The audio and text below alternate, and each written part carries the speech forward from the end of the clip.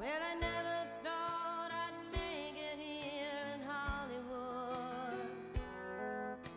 I never thought I'd ever want to stay.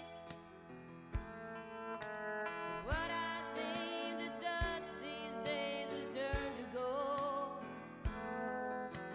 What I seem to want, well, you know I find a way. Hey guys, it's Stephanie Janicek. Welcome back to my YouTube channel.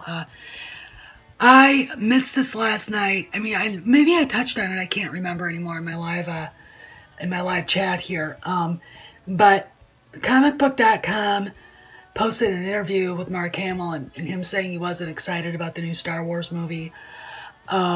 He was, it had, I think, a lot to do with Carrie Fisher not being there. And Harrison, of course, not being there at all. I'm going to paraphrase what he said. You just can't get the band back together again. It's like the Beatles without John Lennon.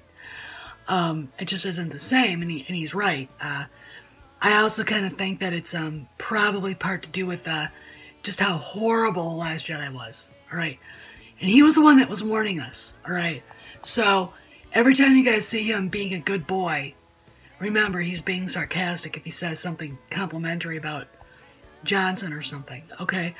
And I just wanted to take this tack that I think it has as much to do with losing Carrie Fisher and not having, Harrison there and Lucas to, that really, bothers Mark a lot. And you really can't blame him on it. I mean, I don't blame him for being burned out and sad.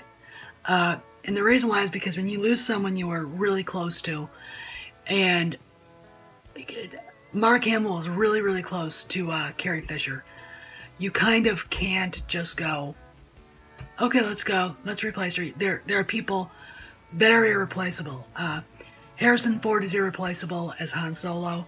We are finding that out, even in the trailers with this disaster on the table called Solo, a Star Wars story with the discount Hobbit, miniature Jack Nicholson, who can't act, named Alden Ehrenreich. Ford is irreplaceable as Solo. Carrie Fisher is irreplaceable as Leia. And Mark is irreplaceable as Luke Skywalker. I mean, I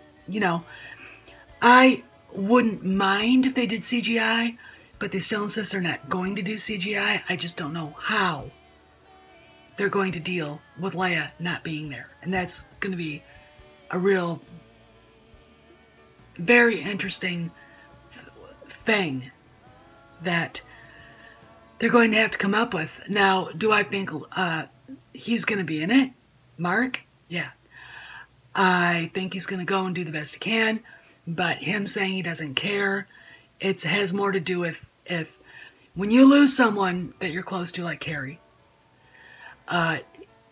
there's a hole in your soul that person fits into, and when they're not there anymore, then you have to work around it, and that's really difficult.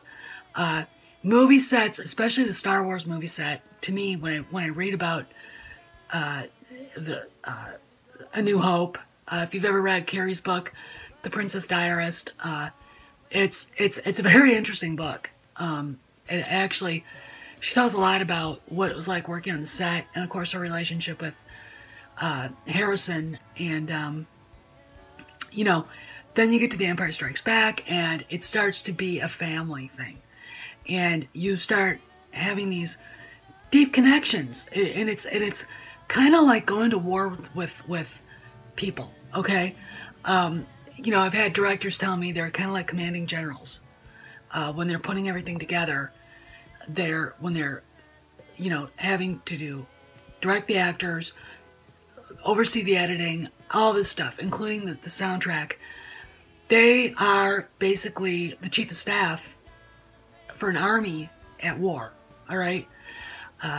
Creating the most interactive, in a way, beautiful piece of art called a movie you could ever get, as long as it's good. And there are people that are profoundly brilliant at it. Ridley Scott, Steven Spielberg, Christopher Nolan, Martin Scorsese, Peter Weir. And then there are people that are just, should just go back to, doing, crappy TV shows. And Rian Johnson, and to a certain extent, J.J. Abrams, are two of those people. So, but anyway, I just wanted to touch on what Mark said, that I think it has more to do with Carrie not being there and Harrison not being there. They really became a family. And what you saw on screen at the end of Return of the Jedi was kind of profoundly real. Their relationships just didn't end when the movie ended. And, Carrie used to hang out in Jackson Hole with Harry and his family, and she'd bring Billy up there, and, they're all, they managed to stay in touch and be part of each other's lives to a certain extent. And again, like I said, when you lose somebody you're close to, you can't replace them. My father still has a 6'3" spot in my soul that only he could occupy. Okay? And, after he died in 93, so after, 20, how many long years, it's 25 years. It'll be in October. I learned to work around it. Did I get used to it? No. Going home is not the same. So seeing the house I grew up in and how different it looks now because somebody else owns it is such a change, is a huge change for me. So I think about Mark going to that,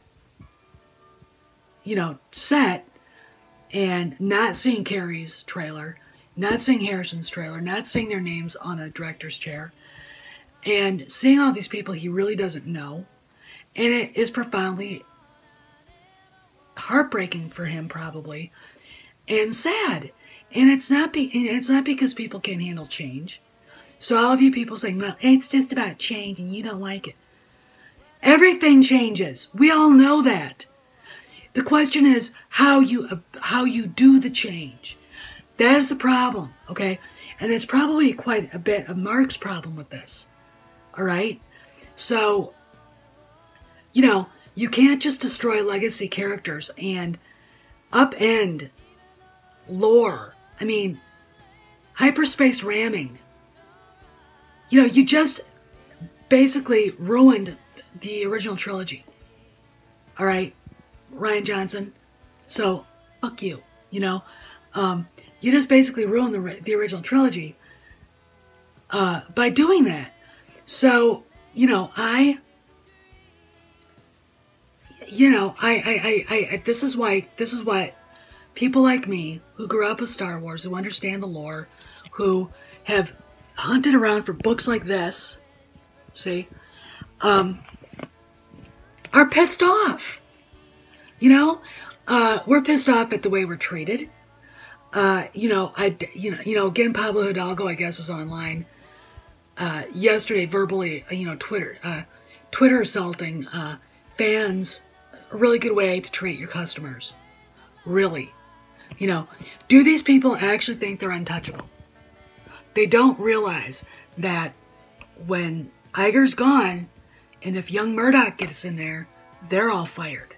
Because he likes making a lot of money. That is what they do, the Murdochs. And the Murdochs won't tolerate seeing customers being treated like shit by their employees.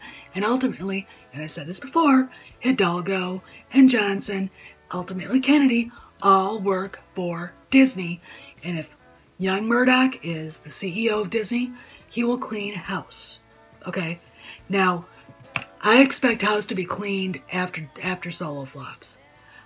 Just looking at the how many times people have actually looked at the trailer, it's profound the low number of hits on the trailer compared to other Star Wars movies. All right, so but I really wanted to just touch on what Mark was talking about.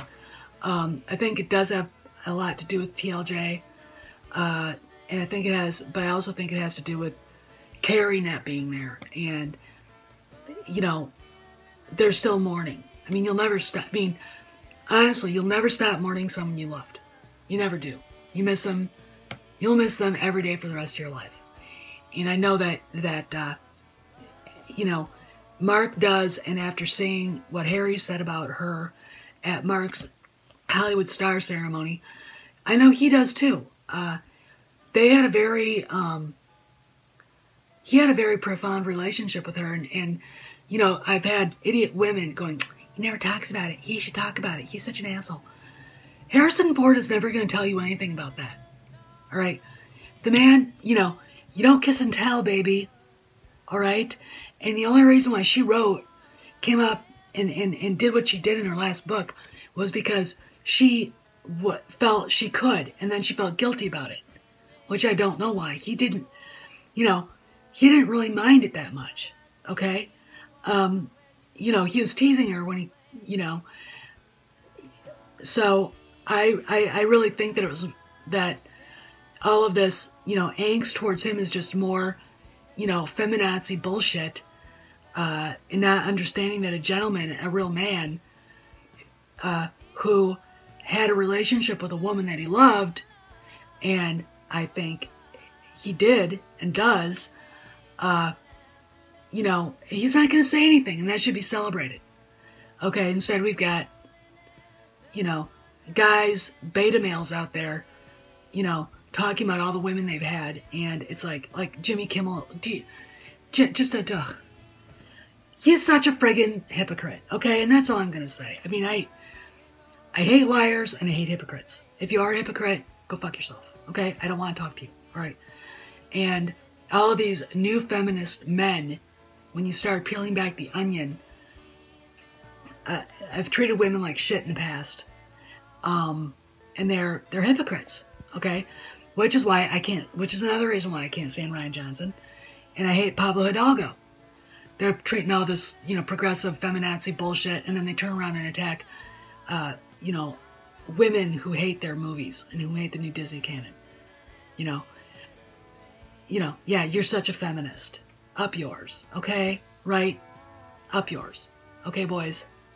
So, anyway, but this is supposed to be about Mark, and his feelings about episode 9. And I don't really think it's anything too big of a thing to worry about, or, you know, we'll just have to see what they come up with. And I'm not going to go see it. If I do, it'll be because somebody said I'd actually like it, and that JJ actually did something good with it. I'd have to be someone I trust and not a TLJ, you know, a fangirl or fanboy. So, you know, and I also want to make an announcement. I will be on the podcast Mad Talk Radio tonight at Eastern Standard Time. I don't know when Z's going to have that uploaded, but I will be on there, so stay tuned. You will hear me talking again on that, and I'm kind of looking forward to it because I really want to explain why Kathleen Kennedy is wrong about a few things. So, this is Steph, signing out. See you around the galaxy.